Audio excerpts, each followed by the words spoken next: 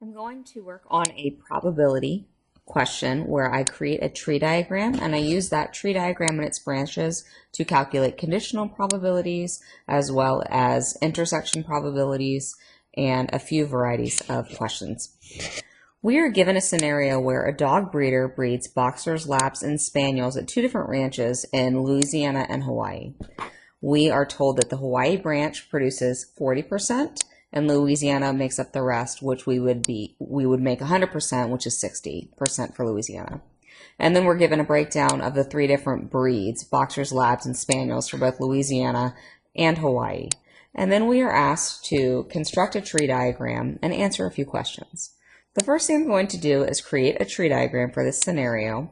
And the first branch is going to be where we create our different breeder ranches, which would be Louisiana and Hawaii. And remember that each branch needs to sum to one whole or 100%. We're told that the Hawaii branch produces 40% of the dogs. So our 40% goes here, which is 0.4. And in order to add to 100%, this means that Louisiana would be 60%. And then we know that they're each responsible for breeding boxers, labs, and spaniels. So I'm going to create branches for boxers, labs, and spaniels for each of the states. And I'm going to fill in their respective probabilities. Got boxers, labs, and spaniels.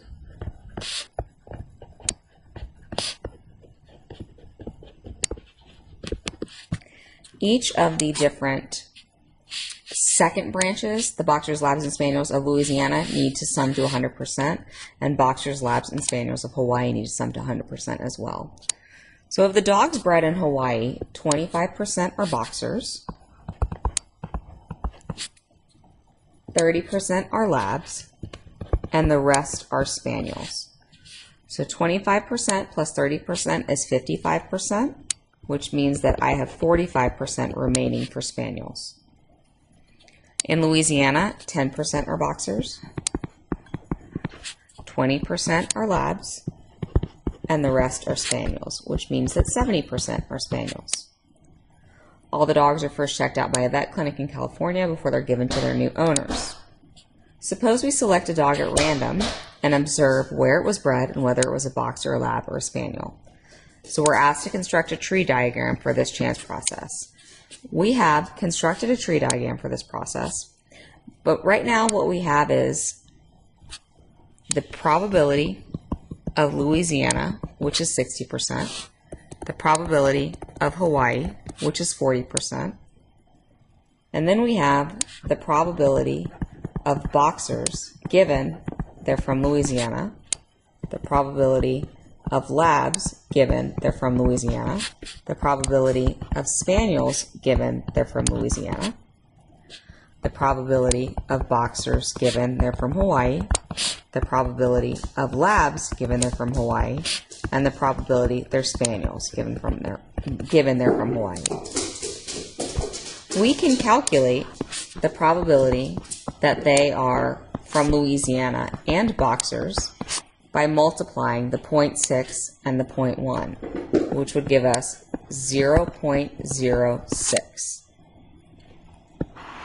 We do that for each of the branches, labs and Louisiana, 0.2 times 0.6, which is 0.12.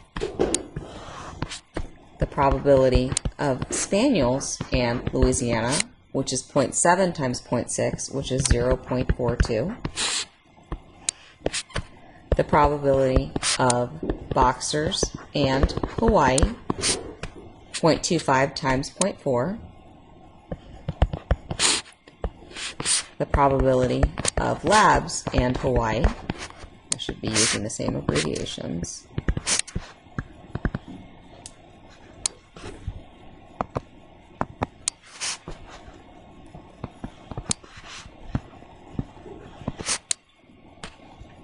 0.3 times 0.4, which is 0.12. The probability of spaniels and Hawaii, which is 0.45 times 0.4, which is 0.18. Now, this probability, all the way down, all 6 of these options should sum to one whole. The second question that we're asked is for the probability that a dog is a spaniel. A dog is not just a spaniel from Louisiana, there's also a spaniel from Hawaii. So the spaniels that I'm considering are the 42% from Louisiana or the 18% from Hawaii. So the probability of a spaniel is equal to the probability of being a spaniel in Louisiana and the probability of being a spaniel from Hawaii. So I have 42% plus 18%, which is 60% total. So spaniels account for 60% of my total dog breed. The next question asks us to find the probability if we select 4 dogs at random that at least one of the dogs is a spaniel. The way that we attack at least problems is we do the complement. At least one is equal to 1 minus the probability of none. And the reason that we do this is because at least one can come in many varieties. When we're talking about at least one spaniel, it could be the first spaniel, the second spaniel, the third spaniel, or the fourth spaniel. Or it could be the first and the second, because it could be that I have 1 spaniel, or I have 2, or I have 3, and I have 4. There's a variety of ways it could happen. But there's only one way that none of them can be spaniels. And the probability that none of the dogs is spaniels is adding up the other opportunities. So if we select 4 dogs at random from the vet clinic, what is the probability that at least one of the dogs is a spaniel dog? Well, let's think about the dogs that are not spaniels. We have boxers, we have labs, we have boxers here, and labs here. We do know that the probability of being a spaniel is 60% here, so those other stars that we add up should add up to 40%. So we know that the probability of being not a spaniel is equal to 0.4. But remember, I had 4 dogs. So I need all 4 of them to not be spaniels. So I need the probability of dog 1 to not be a spaniel, and dog 2 to not be a spaniel, and dog 3 to not be a spaniel, and dog 4 to not be a spaniel. So I'm multiplying that 0.4 times 0.4 for each one of those, which winds up being 0.4 to the 4th power, because I have to have no spaniel, no spaniel, no spaniel, no spaniel. 0.4 to the 4th power is 0.0256. This is the probability of no spaniels. So the probability of at least one spaniel is equal to 1 minus 0.0256, which is equal to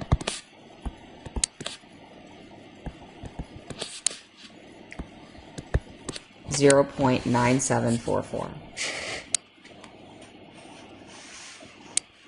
The last question we're asked is, given that a dog is a spaniel, what is the probability that it was bred in Hawaii? The probability that the dog was bred in Hawaii, given that it was a spaniel, I'm going to refer back to the conditional formula here. It's equal to the probability that the dog was bred in Hawaii and was a spaniel divided by the probability that it was a spaniel. I calculated the probability it was a spaniel right here. That was 0.60. And then I can refer to my tree diagram for spaniel and from Hawaii, which was 0.18. When I divide